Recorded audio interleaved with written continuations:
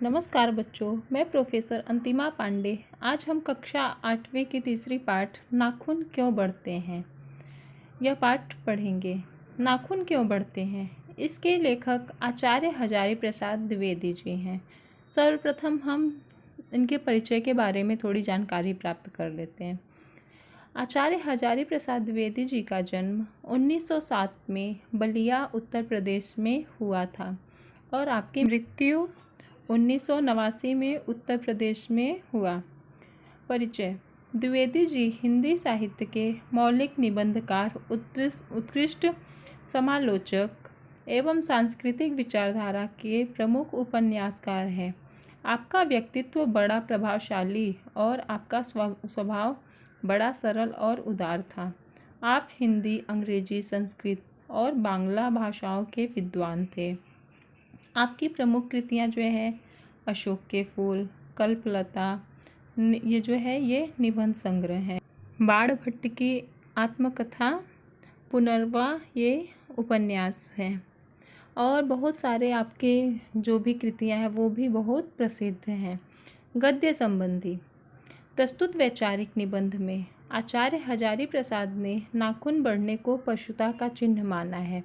नाखून पशुता, बुराइयों का प्रतीक है। आपका कहना है कि जिस तरह नाखून बढ़ने पर हम उसे काट देते हैं, ठीक उसी तरह यदि किसी में बुरी आदतें आ जाए तो उन्हें त्याग देना चाहिए। ऐसा इस पाठ के माध्यम से लेखक हमें बता रहे हैं कि हमें बुराइयों का त्याग करना चाहिए और अच्छाइयों को अपनाना चाहिए।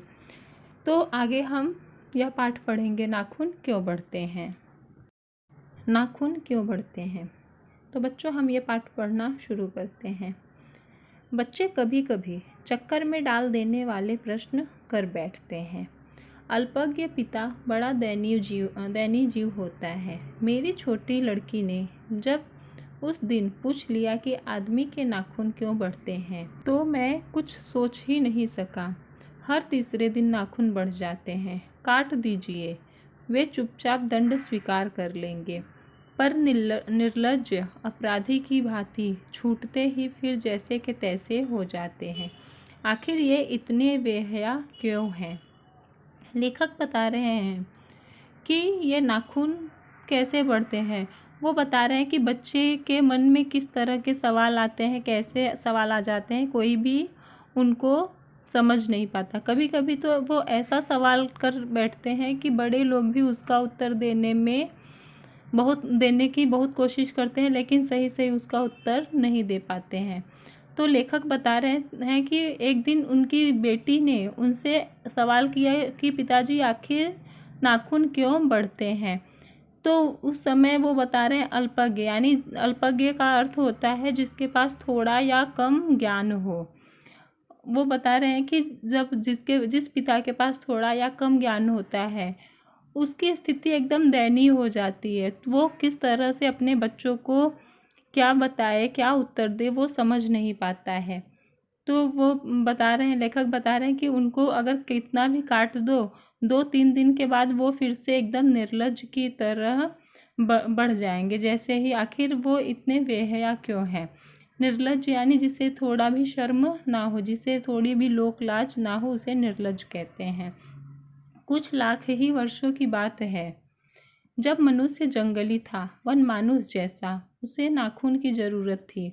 उसकी जीवन रक्षा के लिए नाखून बहुत जरूरी थे। असल में वही उसके अस्त्र थे। दांत भी थे, पर नाखून के बाद ही उनका स्थान था। धीरे धीरे वह अपने अंग से बाहर की वस्तुओं का सहारा लेने लगा। जैसे उसने हड्डियों के भी हथियार बनाए। मनुष्य धीरे धीरे और आगे बढ़ा। उसने धातु के हथियार बनाए। इतिहास आगे बढ़ा। कभी कभी मैं हैरान होकर सोचता हूँ कि मनुष्य आज अपने बच्चों को नाखून न काटने पर डांटता है। वे रोज बढ़ते हैं। मुझे ऐसा लगता है कि मनुष्य अब नाखून को नहीं चाहता। ये उसकी भयंकर पाशवी वृत्ति के जीवंत का प्रतीक है। मनुष्य की पशुता को जितनी बार भी काट दो, वह मरना नहीं जानती। तो आचार्य द्विवेदी जी हमें यह बता रहे हैं कि जब बहुत पहले हमारे पास हथियार नहीं थे, अस्त्र यानी हथियार नहीं थे, तो हम जो भी लोग थे वो अपनी रक्षा वो अपने नाखून और फिर दांतों से किया करते थे। इसके लिए शायद वो कह रहे हैं, शायद इसलिए भगवान ने हमें यह नाखून दिया है।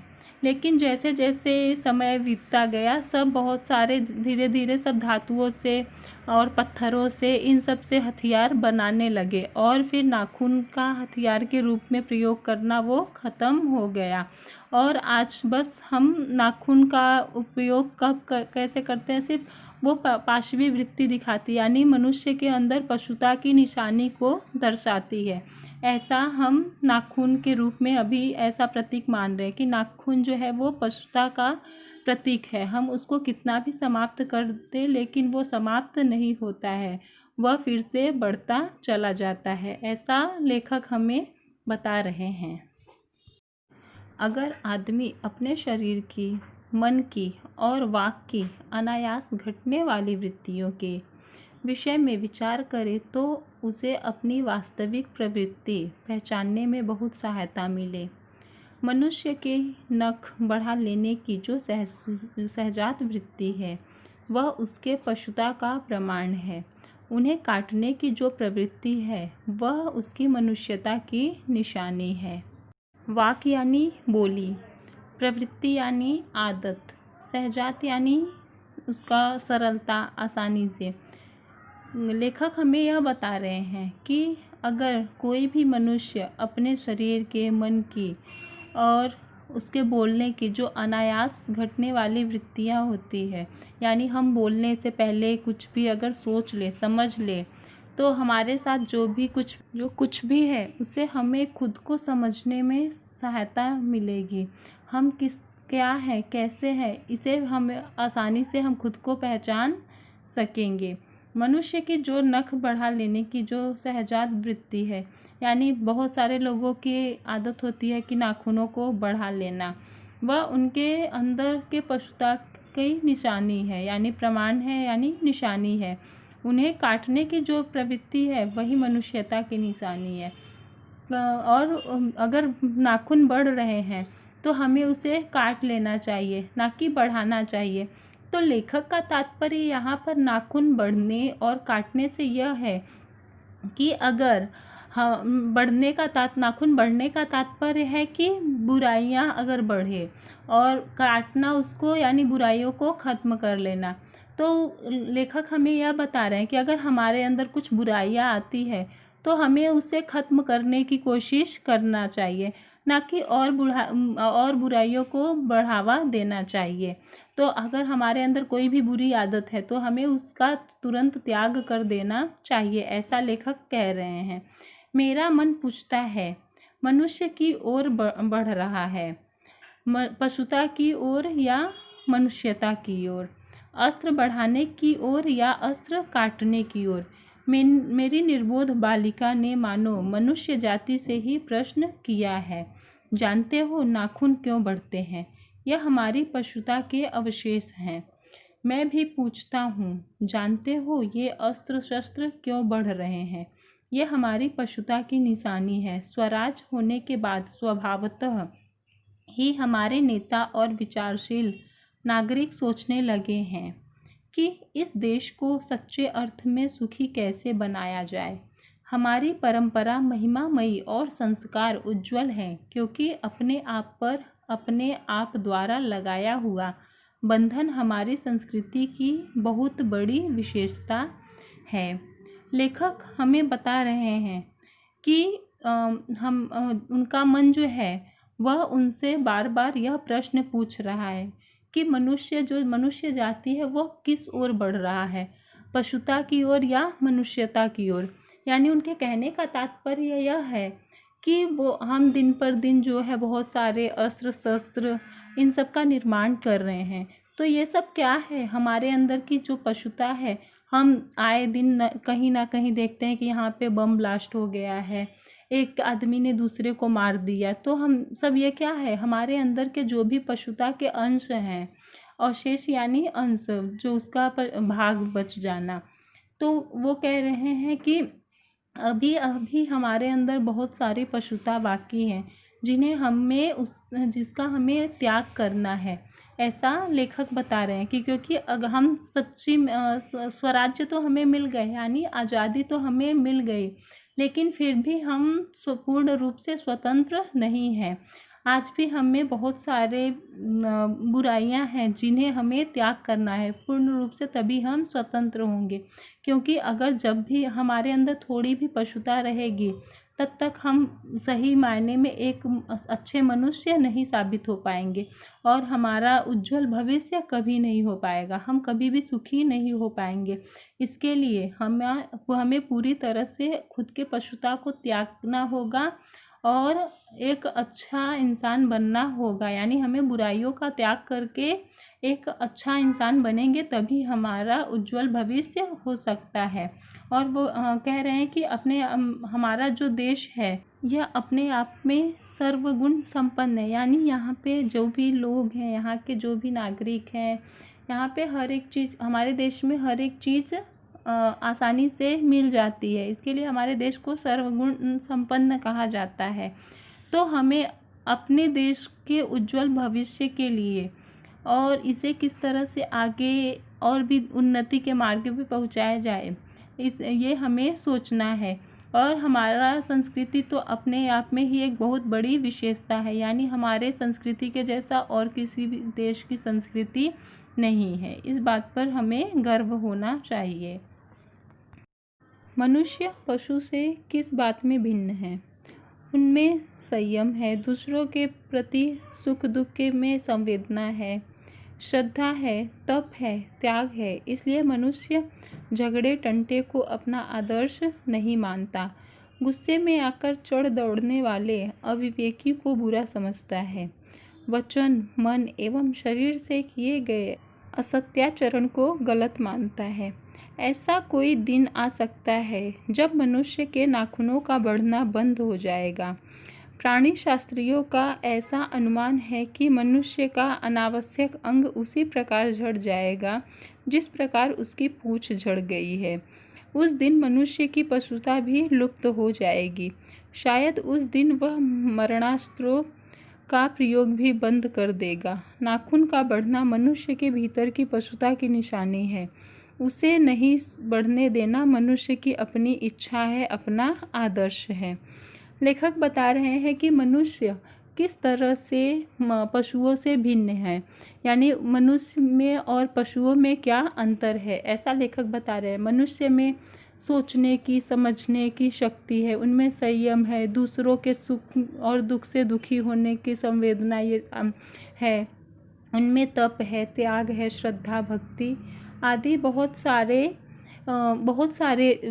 बातें हैं जो कि मनुष्यों को पशुओं से अलग भी करता है, भिन्न बनाता है उन्हें।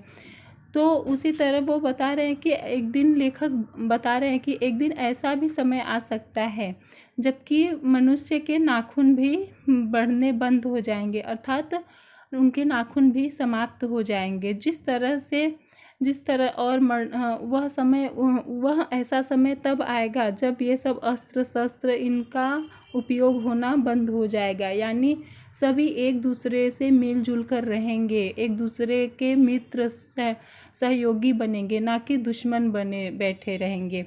उसी समय शायद से नाखूनों का बढ़ना बंद हो जाएगा, क्योंकि जैसे जैसे मनुष्य के जो भी बहुत सारे बुरे अंग जो थे वो झड़ गए, जैसे पूंछ था वो समाप्त हो गया, उसी तरह से एक दिन ऐसा समय आने पर नाखून भी धीरे धीरे समाप्त हो जाएंगे।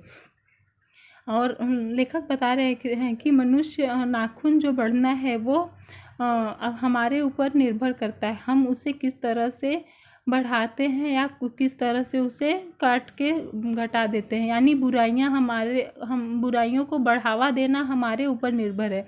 अगर हम बुराइयों को बढ़ावा देंगे तो वो और भी बढ़ेगी, लेकिन अगर उसको रोक देंगे, उसका त्याग करेंगे तो वहीं पर वो समाप्त हो जाएंगी, ऐसा लेखक बता रहे हैं। मनुष्य में जो घृणा है, जो अनायास बिना सिखाए आ जाती है, वह पशुत्व का द्योतक है। अपने को संयत रखना, दूसरे के मनोभावों का आदर करना मनुष्य का सर्वधर्म है।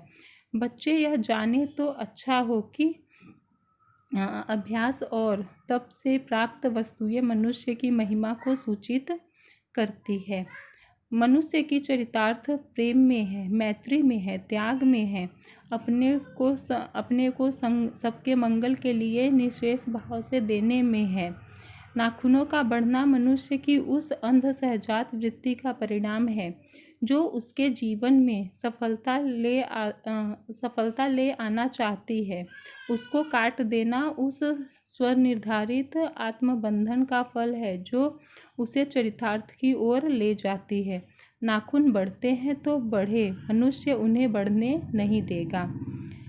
लेखक यह बता रहे हैं कि मनुष्य में जो घृणा है, यानी जो हम एक दूसरे के प्रति हमारे मन में द्वेष है, नफरत है, यह सब हमारे मन में मतलब बिना हम इसे बढ़ावा नहीं देना चाहते, लेकिन यह अनायास ही अपने आप ही आ जाता है। लेकिन यह हमारे ऊपर निर्भर है कि हम इसे बढ़ावा दें या इसे समाप्त कर दें। जिस तरह से नाखून बढ़ते हैं तो हमारे ऊपर यह निर्भर है कि हम उसे काट दें। हमारे ऊपर ये जिम्मेदारी बनती है कि हम उसे काट दें या उसको बढ़ाएं। यानी जो भी बुराइयां हैं वह सब हमें खुद ही समाप्त करना होगा। अगर हम उन्हें समाप्त करेंगे तो वह धीरे धीरे एकदम से समाप्त हो जाएंगे, लेकिन अगर हम उसे बढ़ावा देंगे तो वह बढ़ती ही चली जाएगी। तो लेखक यह बता रहे हैं कि मनुष्य का चरितार्थ यानी उसका जो भी चरित्र है वो किस में है? दूसरों की सहायता करने में है, मैत्री में है यानी मित्रता में है, प्रेम भाव में है। हमें एक दूसरों की सदैव सहायता करनी चाहिए और त्याग में है, अपने को सबके मंगल के लिए निःशेष भाव से अर्पण करने में है। यानी हमें दूसरों की सहायता करने के लिए हमारा जो भी बन पड़े हमें सबकी सहायता करनी चाहिए और निस्वार्थ भाव से करनी चाहिए, बिना कुछ हमें किसी से उम्मीद लगाए ही हमें ऐसा करना चाहिए, उनकी सेवा करनी चाहिए। इस तरह से मनुष्य को होना चाहिए, न कि दूसरों को आप बुरा करके हमें खुद का फ़ायदा देखना चाहिए। ऐसा नहीं होना चाहिए, क्योंकि यह सब पशुता के निशानी है और मनुष्यता की निशानी यह है कि हमें हमेशा सदैव दूसरों के लिए कर्तव्य परायण रहना चाहिए। हमें हमेशा सबके मंगल हित की कामना करनी चाहिए।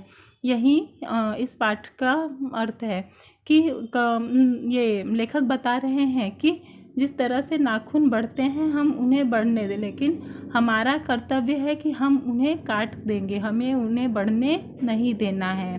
क्योंकि जिस तरह से अगर हम बुराइयां बढ़ेगी तो चारों तरफ विनाश ही फैलेगा। इसके लिए हमें बुराइयों को ख़त्म करना है, न कि उसे बढ़ावा देना है। तो यहाँ इस पाठ के माध्यम से लेखक हमें यह बता रहे हैं कि नाखून बढ़ना जो है वो बुराइयों का प्रतीक है और नाखून काट देना ये अच्छाइयों का प्रतीक है। तो हमें नाखून को काटना है, यानी बुराइयों को समाप्त करना है और अच्छाइयों को बढ़ाना है, तो जाके हमारे देश की उन्नति होगी। धन्यवाद बच्चों, यह पाठ समाप्त हुए। अब हम अगले पाठ में मिलेंगे।